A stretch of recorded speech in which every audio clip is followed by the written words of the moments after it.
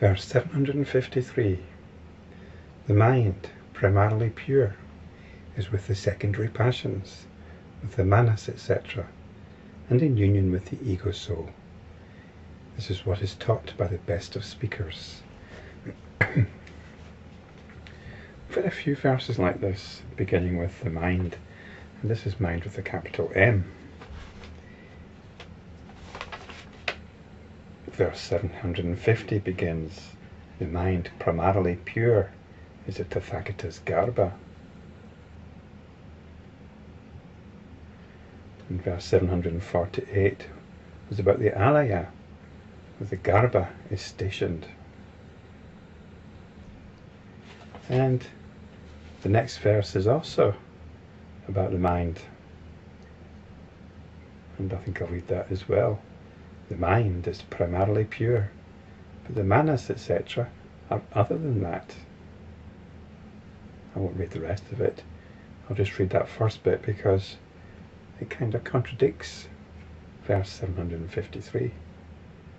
Verse 753 says the mind, primarily pure, is with the secondary passions, with the manas, etc. 754, the mind is primarily pure, but the manas, etc., are other than that.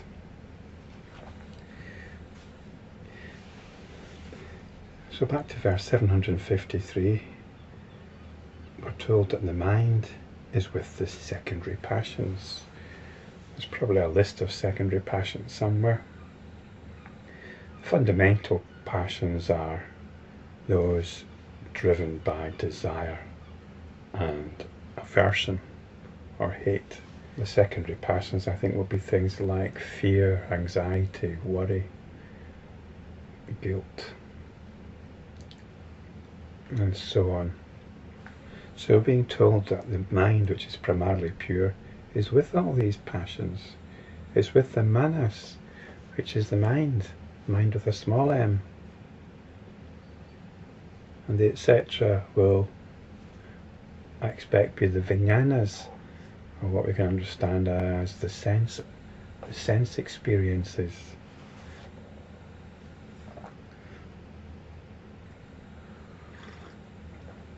And we're told that this is what is taught by the best of speakers. So I'm not sure the speakers here are the same as the philosophers and the theorizers, whose teachings we have to be very careful about.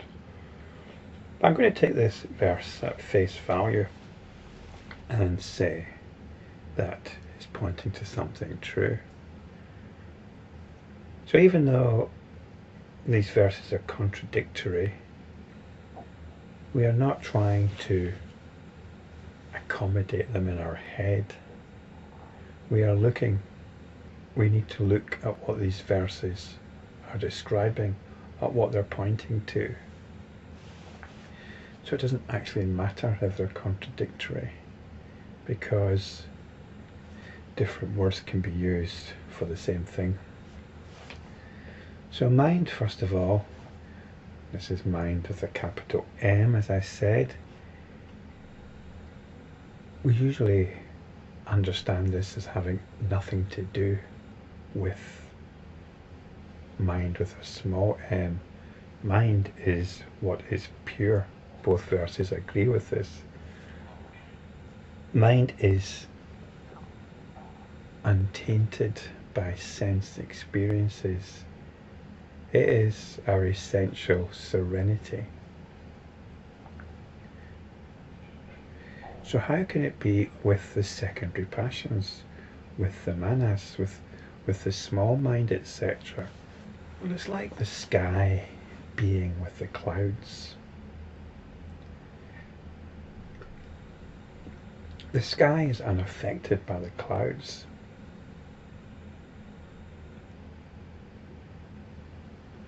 But the sky is with the clouds. So I think this is a distinction. And it's of practical use, this distinction. Because when we're caught up in a passion, when we're caught up in a worry, when we're caught up with jealousy, or with a sense of injustice, or a feeling of being let down, or we're chasing after something or someone. There's something going on here. And we can relate it back to the mind, manas, and the senses. Because all these have their own version of the sky, which holds them in the same way that the sky holds the clouds. And that is mind, or awareness. So when we're driven by our senses and we're caught up with the passion, the first thing is to come back to the senses. Come back to what we're looking at, for example. Then we come back to what it is that is looking. What is it that gives space for that visual object to happen? And what it is something deeper than the object, something deeper than the desire for that object. It embraces all of it, and yet it is not of the nature of what it embraces. And I mentioned the quality of serenity. This is the nature of the Tathagata Garbha. It's our essential Buddha nature. Now, it's not our Buddha nature. It's not something that you own or is central to you. It's central to everyone and everything. So when we come back to the serenity of the Buddha nature, we have to let go of ourselves. We have to let go of our sensibilities. We have to let go of our passions.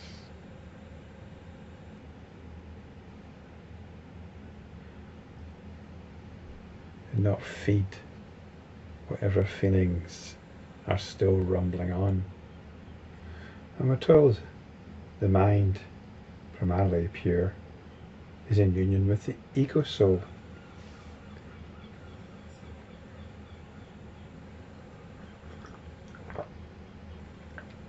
And this is problematic if you're a Buddhist. At the same time, we're not endorsing any theory or understanding of an ego soul here. The ego soul can be understood here as our sense of being.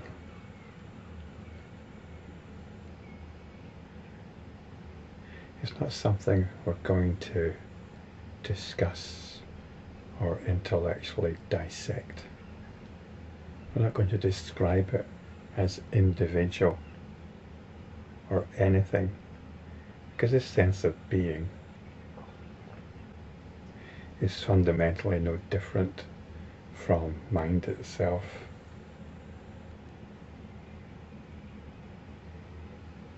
But it is something we can come to in ourselves. It's that which feels it's looking out into a world that has got nothing to do with it. I don't know if you can relate to that.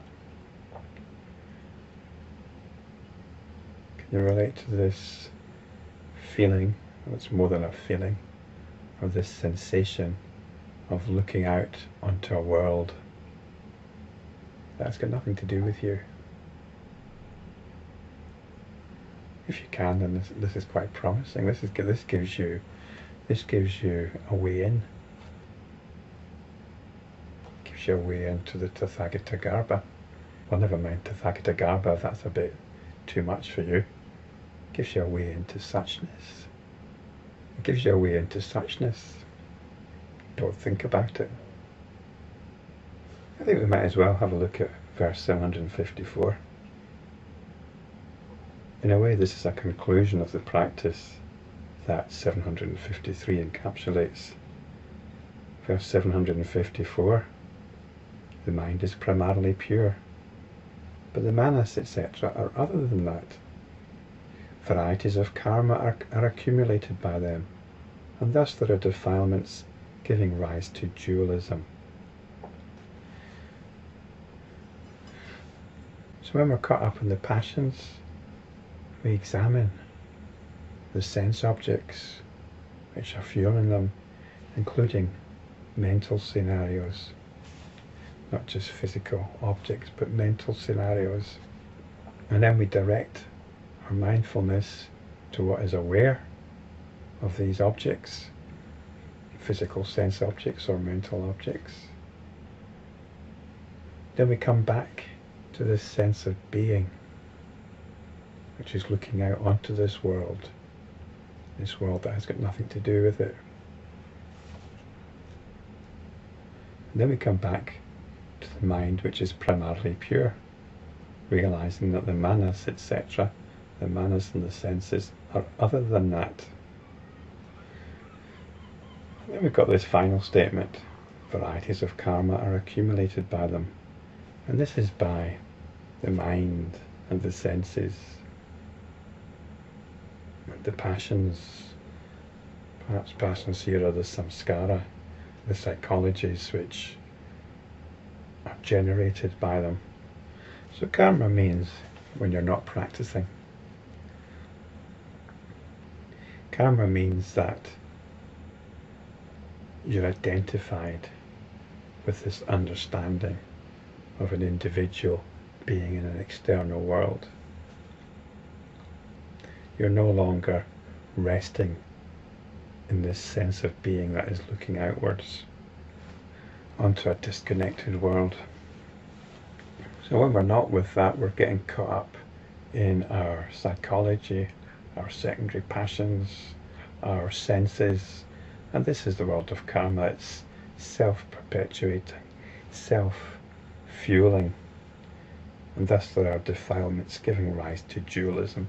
And dualism is the belief that you're an individual here experiencing an external world out there, and you forget the nature of mind itself. This is the defilements. You forget your practice. And that's something we need to watch out for.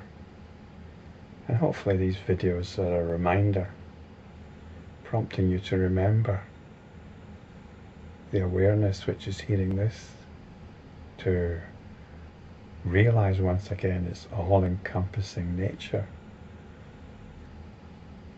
its loving nature,